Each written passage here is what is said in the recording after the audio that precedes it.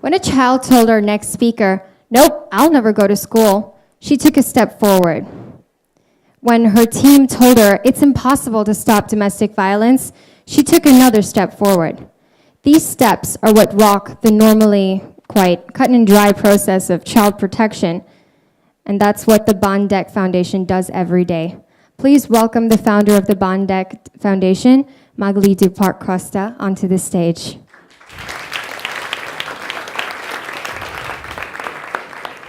Thank you. I have to do something. Okay. No. Oh my God, no, sorry. Yeah, this one is the beginning one, the first one. So everything happened 15 years ago. Not only I fell in love 15 years ago with my husband in Chiang Mai, but both of us, we decided to give to our life a new direction.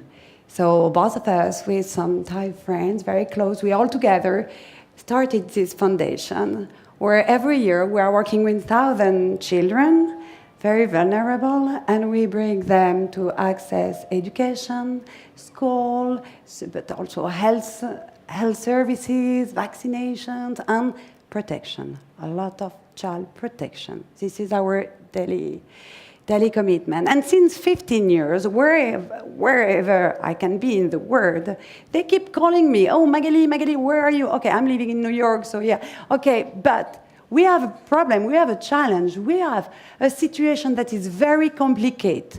The children doesn't want to go to school, and the mother neither, and nobody, and how we can do. And so sometime in my work, in my life, I have to come back to the field. I have to go with them in the slums and in the stories, in each houses, to understand what's happening, and to do the step forward with them, to give them a new direction, to move on, because we have to go out of the box in our work, and in all the work, actually. And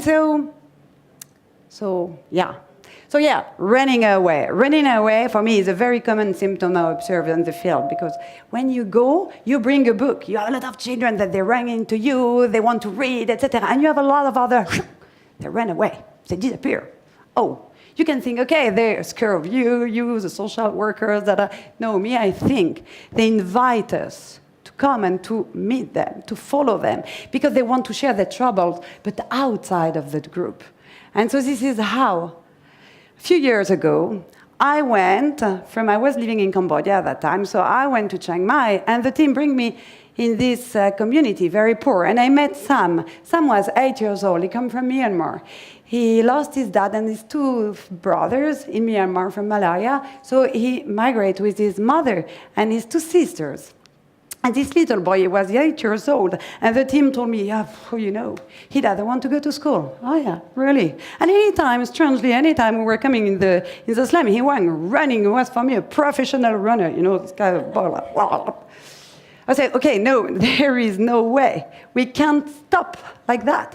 We have to do something. We're speaking about a boy that actually was taking care of 2 other kids. So he was 8 years old, taking care of 4 kids, paid 40 baht a day for not going to school, to be stuck in the slum and to support. He was the man of the family, to support his mother.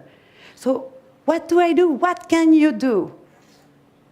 So I stepped forward. I gave a new direction to the NGO at this time. I went back to see my hero, which is my husband, and he's the founder, actually. So I deal with him. We have to create a program for Sam and for all the other kids that are stuck in this house.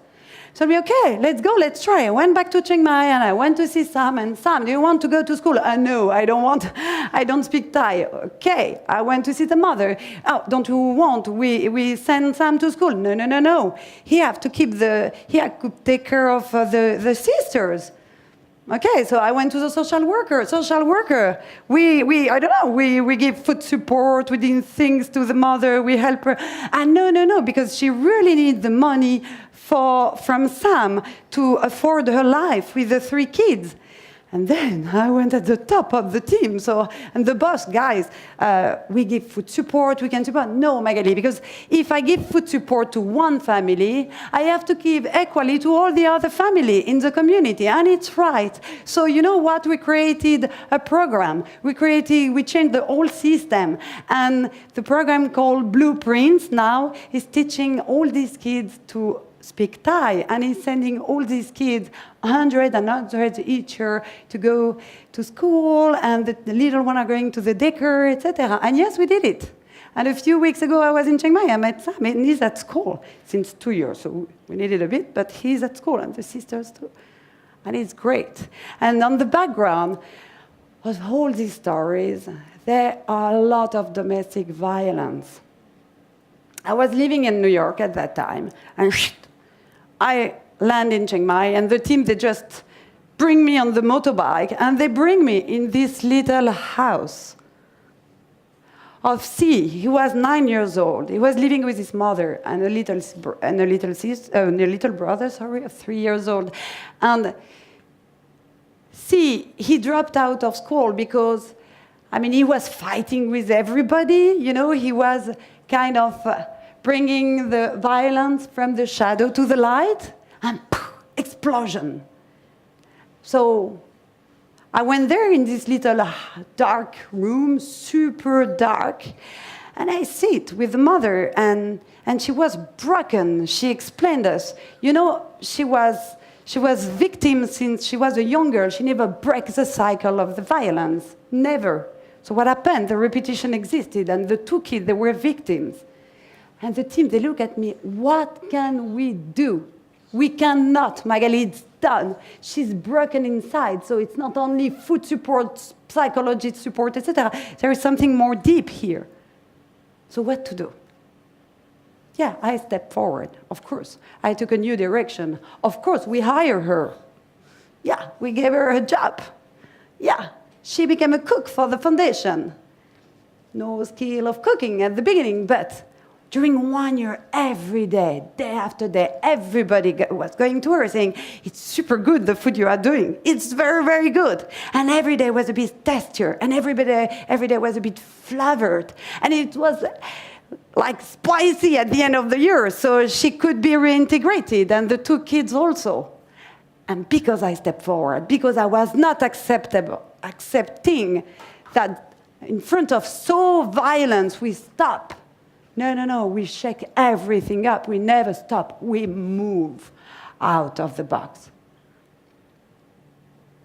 Speaking of moving out of the box, this was my last mission. A few weeks now, 1 month ago, something like that.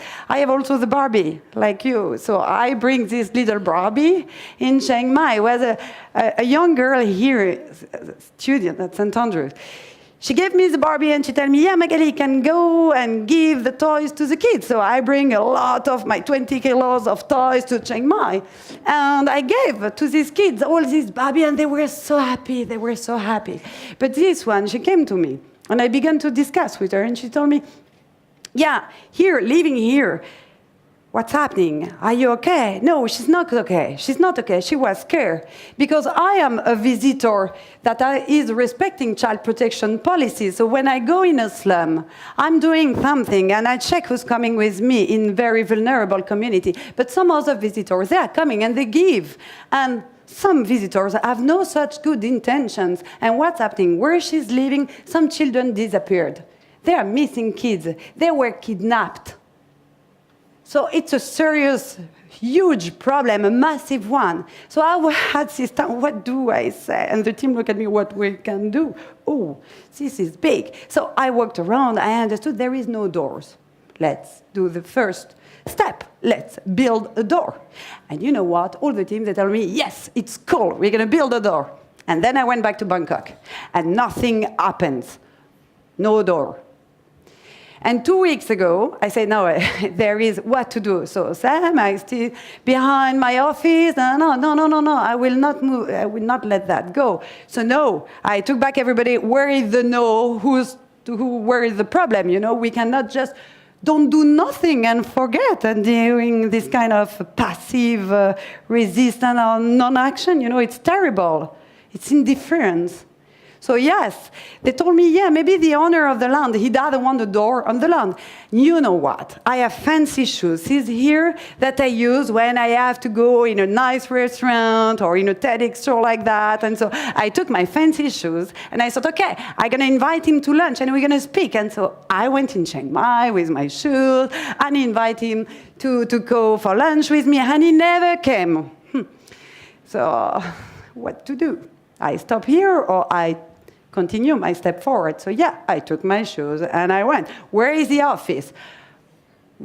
I think we need all afternoon to find the office of this man. And I arrived in the middle of the nowhere and said, come on, we have to discuss. And yes, he was a fantastic man. I just had to find him and to not move from my idea, you know. He was super okay, telling me, yes, of course, build the door.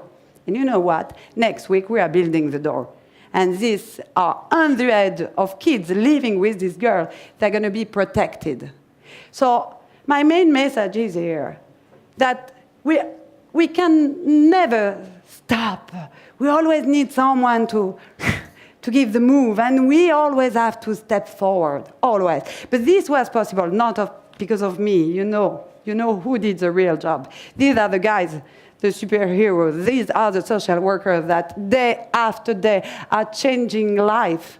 They are changing lives of children and families and mothers. So thank you to all of them. And is that little guy waiting for us or for me to move forward? Thank you so much.